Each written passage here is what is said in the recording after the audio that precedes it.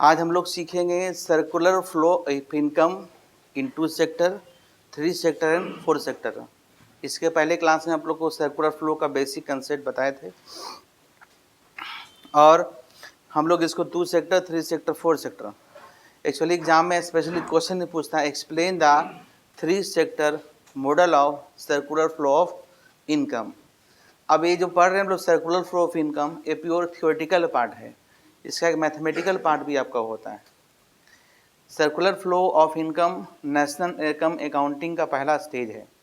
उसका दूसरा स्टेज है national income and related aggregates और तीसरा फेज है measurement of national income accounting, है ना। और जब ये सब पढ़ते हैं तो इसका जो है मैथमेटिकल पार्ट भी आपको समझने में आसानी होता है। जैसा कि आप जानते हैं कि जो भी हमारे पास इनकम है वो सभी इनकम कहीं ना कहीं खर्च कर देते हैं, है ना। या तो हम कंज्यूम कर लेते हैं या तो इन्वेस्ट कर देते हैं, या तो कंज्यूम कर लेते हैं या तो हम सेव कर लेते हैं। यही इसका बेसिक थ्योरी है। लेकिन जिस तरीके से हर बड़े थ्योरी पढ़ते हैं उसका एजम्पशंस होता है, तो इसमें भी जो सर्कुलर फ्लो ऑफ इनकम है इसका भी एजम्पशन है। चूँकि एक मॉडल है, जैसे ही एक मॉडल की हम बात करते हैं उसका कुछ एजम्पशंस होता है कि अगर इसका ये एजम्पशन होगा, ऐसी स्थिति रहेगी तब आपका नियम लागू आपका होगा, अदरवाइज फेल हो जाएगा। तो है थ्योरी छोटा सा, और इस टॉपिक को बहुत अच्छे तरीके से पढ़ना चाहते हैं तो एनसीईआरटी की किताब अच्छे तरीके से दिया बात, हम तो लेक्चर देते ही हैं, या फिर एक की बुक्स आती है जिनका नाम है मैन क्यू 400 ऑथर्स बुक है, उसमें भी अच्छे से दिया है नेशनल इनकम अकाउंटिंग, अच्छे से दिया। मतलब हालांकि हम पढ़ के उसी किताब से बताते हैं, कुछ अलग अलग किताब से बताते हैं, लेकिन आपका 2 सोर्स होना चाहिए। एक है 12th का कोई किताब उठा लीजिए, उसमें से नेशनल इनकम अकाउंटिंग होगा, और दूसरा है आपका कि आपका जो है मैन क्यू की बुक्स आती है, उसमें अच्छे तरीके से दिया है। बाकी ये टॉपिक बहुत आसान टॉपिक है, सब में दिया है, लेकिन एजम्पशन कहीं कहीं देवे नहीं किया है। तो है कि क्योंकि आप कन्फ्यूज रहें कि कहीं आप कहिएगा ना सर हम पैसा है तो ज़रूरी तो में ही इन्वेस्ट करें, क्योंकि इसमें एजम्पशन है कि पैसा सब खर्च कर देना है किसी न किसी रूप में, या इन्वेस्ट कर देना है किसी न किसी रूप में। तो हेडिंग दे दो circular flow of income in 2 sector economy, यही ना है सर्कुलर, ऐसे दो 2 sector model of circular flow of income, 2 sector model of 2 sector model of circular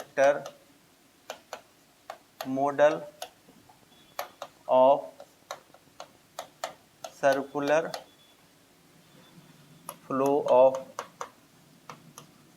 income,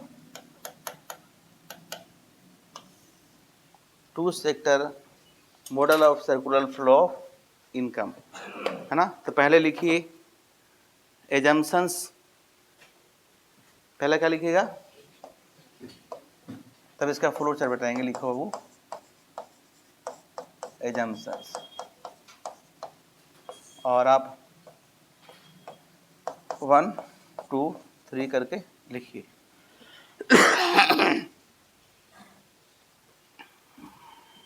पहले लिखो,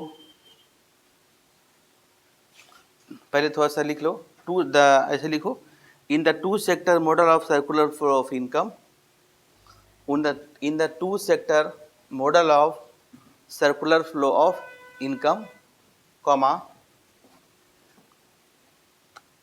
there are only 2 sectors,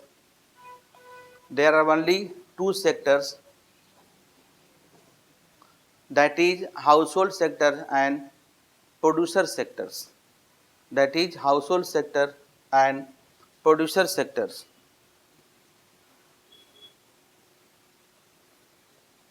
है ना।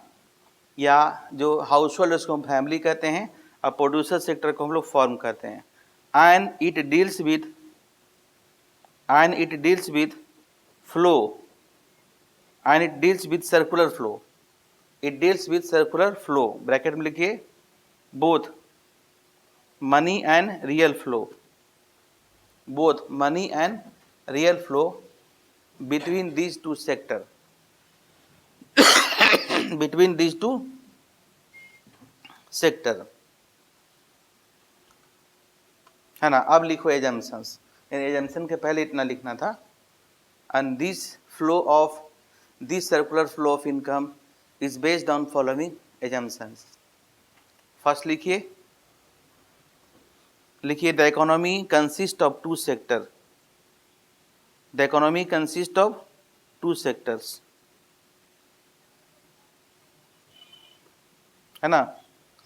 इसमें ए लिख लो, है ना, ए यानी कि पहला के अंदर ए और बी, और दोनों एक्सप्लेन भी कर दें। ए में क्या लिखोगे बाबू, हाउस होल्ड,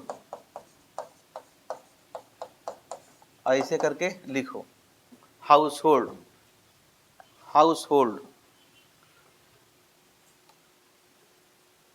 लिखिए। These sector provides, these sector household के अंदर लिखना है, these sector provides its services to producer sector, to producer sector and consumes the goods and services, and consumes goods and services finally produced by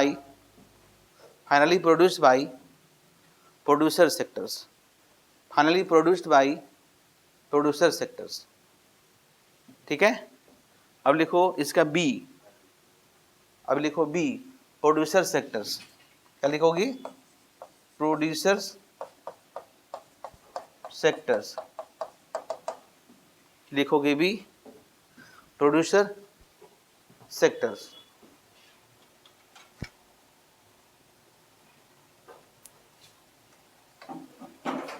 producer sectors, उसके अंदर फिर लिखो इस तरह से करके लिखिए,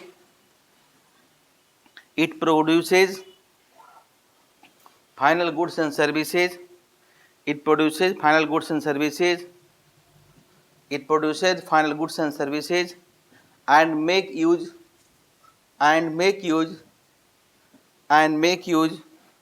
of the services of various factors like labor, capital etc, like labor, capital, etc, ठीक है। ए पहला का इतने सारे था, दूसरा लिखो बाबू, ए फर्स्ट के अंदर ए भी था, अब इसका दूसरा एजम्पशन लिखो, है ना। दूसरा लिखे हो, क्या लिखिएगा, लिखिए economic policies are not influenced by the government,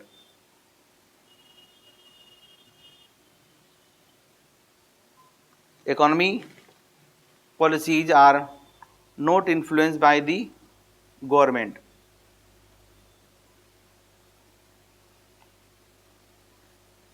next लिखिए इकोनॉमी इज क्लोज्ड इकोनॉमी, हाँ नेक्स्ट थर्ड होगा, इकोनॉमी इज क्लोज्ड इकोनॉमी, मतलब इसमें एक्सपोर्ट इंपोर्ट नहीं होगा, इकोनॉमी क्लोज्ड है। और फोर्थ लिखिए house hold sector spend its entire income, household sector spend its entire income,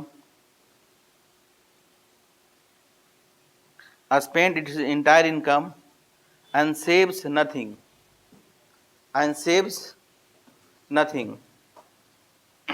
ध्यान रखिए अभी जो हम लोग पढ़ रहे हैं टू सेक्टर मॉडल, इसमें फाइनेंशियल सेक्टर को हम लोग नहीं रखे हैं, यानी कि बैंक को नहीं रखे। इसके बाद बताएंगे जब बैंक होगा तो क्या होगा, फिर हम लोग फिर गवर्नमेंट को एक एक करके लेंगे, ठीक है, क्लियर। इसमें अभी फाइनेंशियल सेक्टर नहीं आया, जब बैंक नहीं था तो भी फ्लो ऑफ इनकम इधर से उधर होता था, जब बैंक आया तो उसको भी हम लोग विचार करेंगे क्या होगा, क्लियर। तो देखो इकोनॉमी कितना है, तो लिखो सर्कुलर फ्लो ऑफ इनकम, इसको बोलते हैं फ्लो चार्ट ऑफ, लिखो ना, flow chart of two sector model of circular flow of income, flow chart of two sector model of circular flow of income, circular flow of income. देखो इस तरीके से एक हाउस होल्ड है, पिछला एक तरह से क्या है पहले ही बताए थे। तो यहाँ पे हम क्या लेते हैं हाउस होल्ड, यहाँ पे क्या लेते हैं प्रोड्यूसर्स, टू सेक्टर है। देखिए हम लोग जो है यहाँ से क्या देते हैं फैक्टर सर्विसेज, जैसे क्या देते हैं land, labour, comma, capital and entrepreneurs, इन देते हैं, बताए भी थे। तो बदले में क्या मिलता है फैक्टर पेमेंट, क्या मिलता है फैक्टर पेमेंट। जैसे हमें मिलता है लैंड के लिए रेंट, हमें मिलता है वेजेज, हमें मिलता है इंटरेस्ट और हमें मिलता है प्रॉफिट। पहले काम किए पैसा मिला, अब ये पैसा लेके फिर कहाँ जाते यहीं पर जाते, क्योंकि कंजम्पशन क्या था कि जो प्रोड्यूसर्स के द्वारा वस्तुओं का उत्पादन होता है उसका कंजम्पशन किसके द्वारा होता है हाउस होल्ड के द्वारा होता है। ठीक है, तो ये फिर आया, उसके बाद फिर ये यहीं जाते हैं कहाँ यहाँ, और कुछ सामान पसंद करते हैं, तो जो पैसा होता है ना खर्च, उसको हम लोग बोलते हैं कंजम्पशन एक्सपेंडिचर। क्या बोलते हैं कंजम्पशन एक्सपेंडिचर।